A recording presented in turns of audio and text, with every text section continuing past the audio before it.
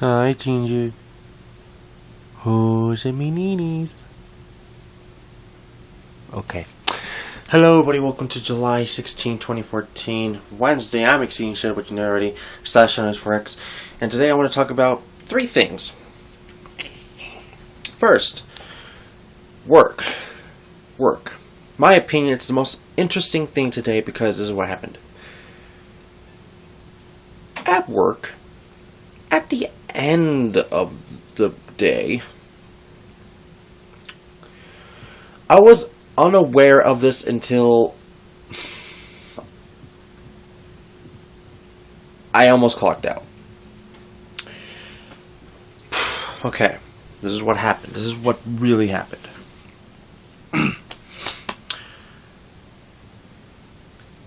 At work, we have 2 different lunch times, but in the past month, we have had 3 because a really good specific reason. Some people would have, sorry, but a vibration. A lot of people texting me. A lot of people will go at 6 or 7, depending on the lunch, depending what lines you're on. Today I had 7. Yesterday I had 6. Maybe tomorrow I have 6 or 7. I don't know. It really depends. But for some reason, the #1 supervisor that no one likes in the whole entire factory, I guess she didn't know that the Muslim/Arabics, the people that's fasting really, Ramadan,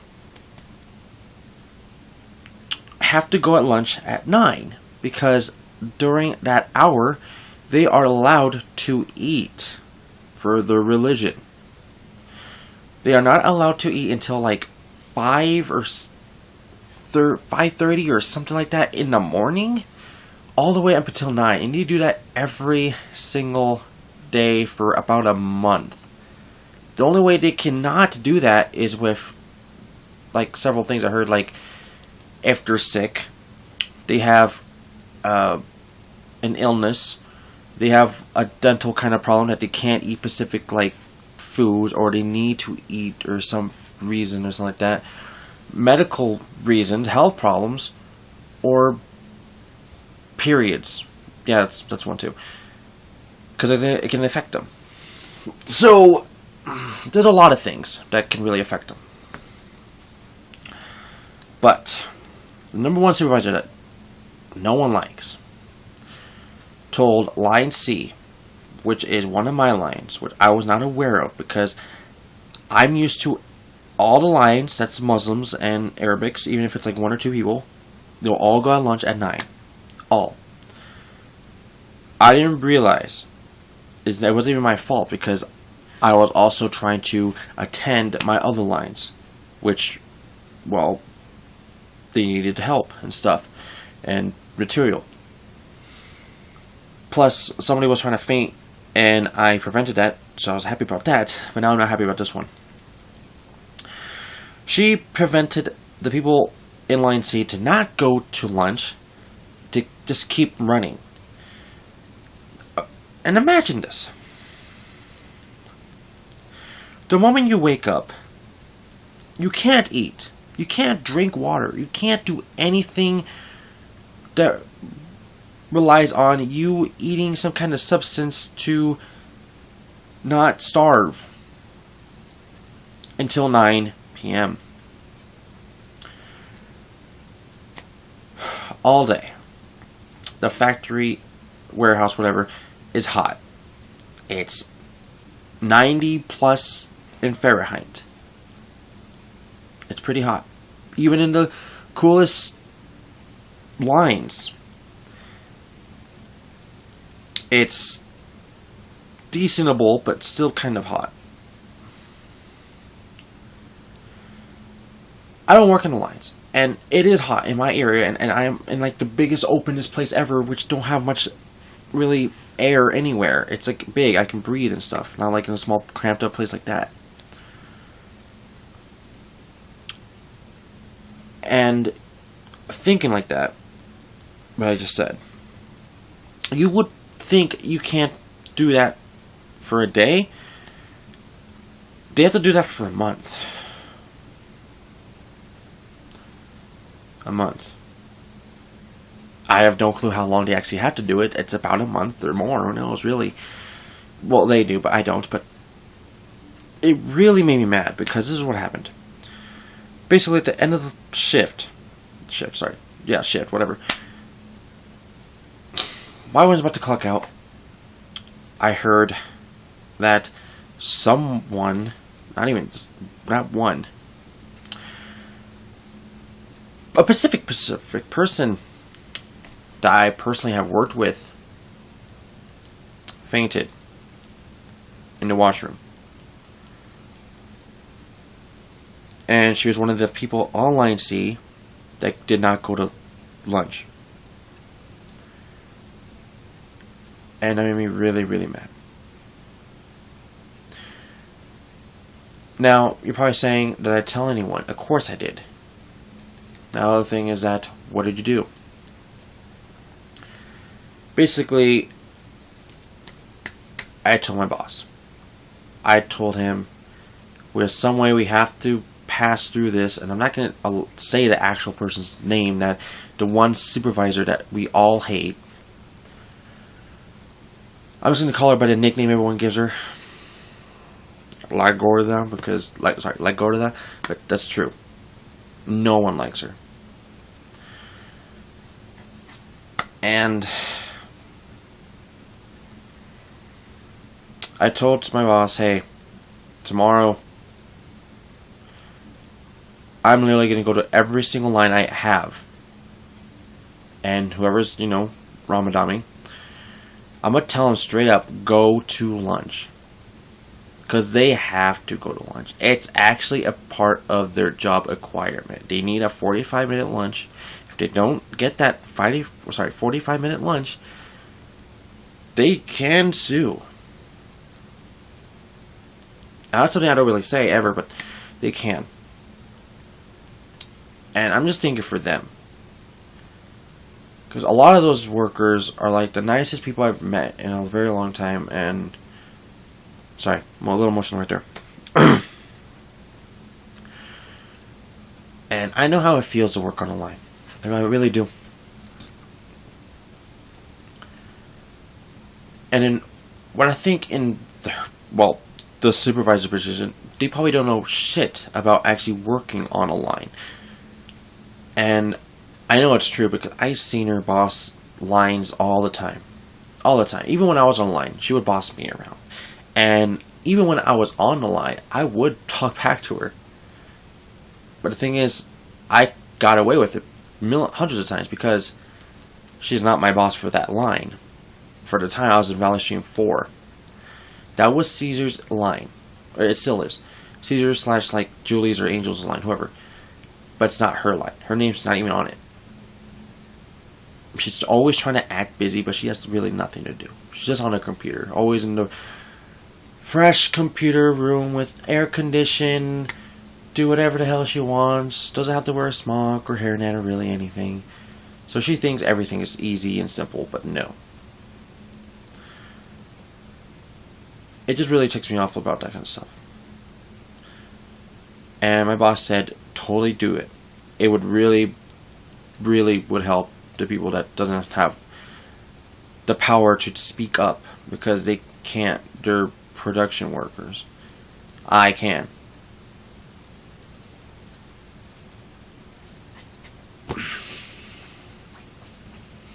I don't know, I'm just kind of mad.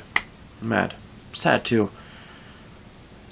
Because it's true, they can't say anything. They can, but they don't have really the power to speak them, if that's even the right way to even say it. They're not my bosses. They could tell me a work order, I can do it. That's it. They can't tell me, oh hey, I can't go to the bathroom or something. No, they can't tell me anything like that. You can only tell me just one thing, and that's really it.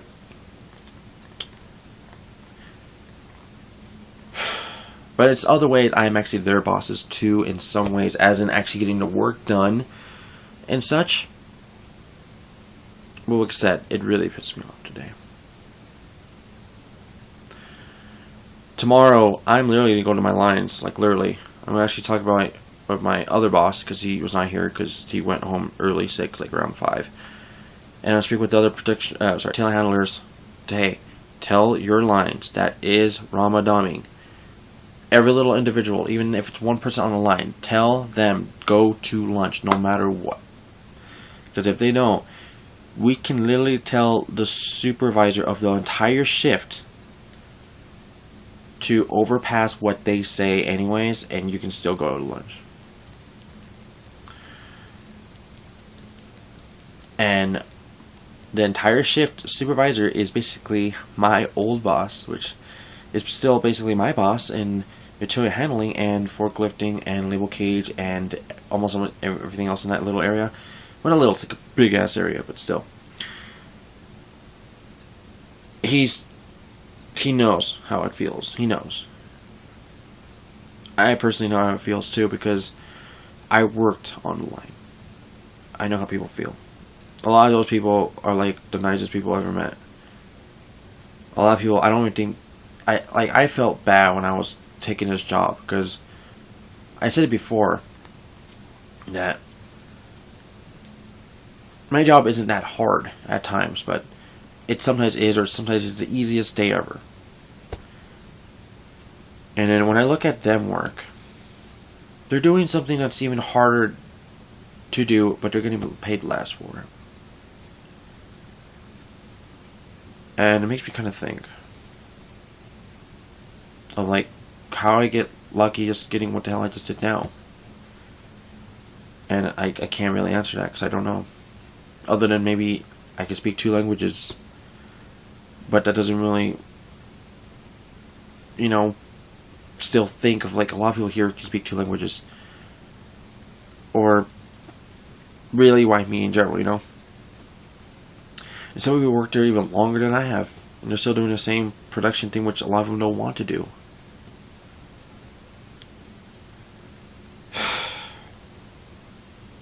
And like I said, I sometimes feel bad for some people, and I do help when I can. When I actually can. Even my own boss tells me, like, hey, are you helping on line B or C or whatever line I have right at that moment? And I'm like, yeah, they needed somebody to put the shippers onto the pallets, so I was like helping out for a little while, because no one's really asking for me or really that busy at the moment. It's like, oh, it's fine, it's cool, whatever. Because they knew I worked on the line, I feel bad for them. So that's why I'm so cool with like every freaking operator. All the operators know me. They all respect me in a way too. So the only one I don't really know is actually all that well is who is it? I think like Line H or something. But I worked all with them. I worked with so many people there. They're all still here. I worked with so many production workers. I know how it feels to be there. I give them help. I give them, you know, hints, stuff to get past that's faster and stuff like that. And I feel great when I do stuff like that. But not today. That's just really uncalled for. So tomorrow I'm actually going to look at my lines at 9 or before 9, like 10 minutes, and tell everyone that is Ramadan to go to lunch. Because the person that fell, fainted, didn't get up. I even saw her personally go into the ambulance. I worked with her for like 4 months. Nicest girl ever. And she didn't deserve that at all. I also know her sister, which is an operator. Which, personality-wise, they're like kind of different, but still. They didn't deserve that. No one deserves that. Anyways, sorry. I really wanted to talk about that. Anyways, shit, sorry. Anyways, Sonic Boom. let's go to something game related for a second. Sonic Boom. I guess it's again a comic book by Archie. So it's a new comic book by Archie books, or Archie comic books by Sonic Boom. I personally have never read the comic books for Sonic the Hedgehog, which I know that universe is totally different than video game universe. But it's interesting. And I can basically read every single issue from a certain point to whenever Sonic Mega Collection came out, or Mega Collection Plus came out. I can read all those issues, but I can't read anything in advance. The one biggest issue I read for Sonic Archie comic books were the release comic book thing of Sonic Adventure. That was like the number one I just had to read.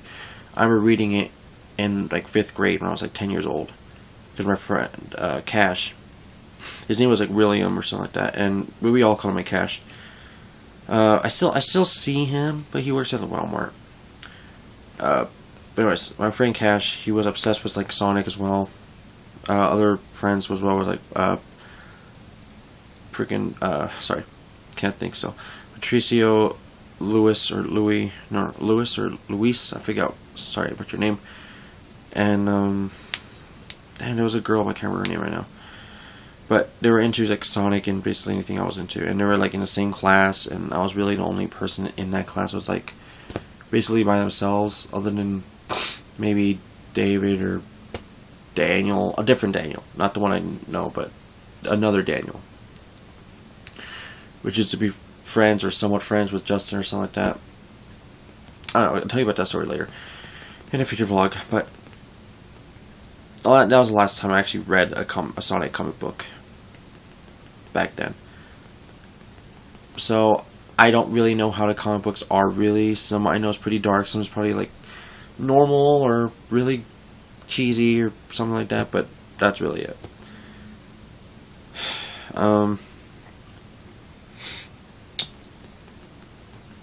I think I had one more topic to talk about, but I don't remember what it is, so I'm going to talk about the one thing I can remember. The new Xbox Live free gold game, the free Xbox Live games with gold for July 16th through the end of the month is BattleBlock Theater. I'm hearing, I haven't actually looked, but it's BattleBlock Theater. If it is, everyone go pick up that really fantastic game. It's actually really good. I actually bought it when it was on sale, like back in Black Friday. I think I bought it for like $4 or $7, something like that. Fantastic game. I haven't really played it all that much, but it's really good. Made me laugh in the beginning of the game, so that's something really, really interesting. But if you want to watch me play it, go to Exceeding Shadow on YouTube, youtube.com/user or channel/Exceeding Shadow, and look up BattleBlock Theater demo, and you'll find it, and it really made me laugh, so it was really good. But that's really it for today, everybody. I really want to get that off my chest. Sonic Boom comic book, that was really my only, that's like my only biggest thing about it. And BattleBlock Theater, I'm seriously, go get it. It's a really fantastic game. People that made Castle Crashers and Alien Hominide HD, and I can't remember what else at this exact moment, but pretty good game. So Behemoth. Anyways, once again, thank you for watching. Don't forget to like the video, subscribe, leave a comment below, and I'll see you guys tomorrow for how the day will end, because I have several things in my head I have to do tomorrow. 1, go to the dentist. 3, work. During work, learn how to do label cage, because I have to learn that by Monday, which is going to be really, really kind of interesting. And then at 9, or 10 minutes before 9, tell everyone to go to lunch. And then come home and tell you how my day was, and if there's any video game news, I will let you know. And there goes my phone again. People want me to get on Skype really bad. Anyways, thank you all for watching. I'll see you guys tomorrow, okay? Bye.